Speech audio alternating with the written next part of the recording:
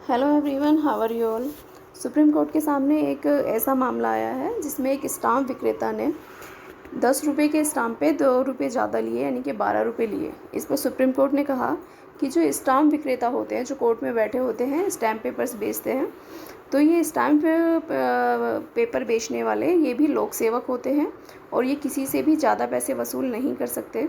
Supreme court ने एक अहम फैसले में कहा कि लाइसेंस प्राप्त स्टाम्प विक्रेता भ्रष्टाचार निवारण अधिनियम 1988 के तहत लोक सेवक की परिभाषा के अंतर्गत आते हैं, इसलिए भ्रष्ट आचरण के लिए पीसी एक्ट के तहत उनके खिलाफ कार्यवाही की जा सकती है।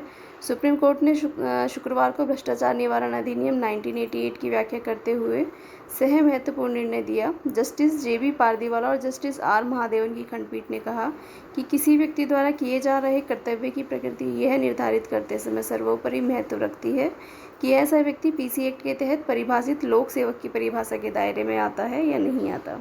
मामला कुछ ऐसा था कि एक स्टाम्प विक्रेता ने 10 रुपये मूल्य के स्टाम्प पेपर के लिए 2 रुपये ज़्यादा ले लिए। खरीदार की शिकायत पर एसीबी ने उसे एविडेंस के साथ गिरफ्तार कर लिया। स्टाम्प विक्रेता ने इस कार्रवाई को यह कहते हुए चुनौती दी कि वह निजी विक्रेता है, इसलिए उस पर पीसी एक्ट लागू नहीं होता। कोर्ट ने कहा कि यदि कोई व्यक्ति किसी सार्वजनिक कर्तव्य के निष्पादन के लिए फीस या कमीशन के रूप में पारिश्रमिक पाता है तो वह लोक सेवक की श्रेणी में आता है और वो ऐसे किसी मामले में अधिक फ़ीस वसूल नहीं कर सकता।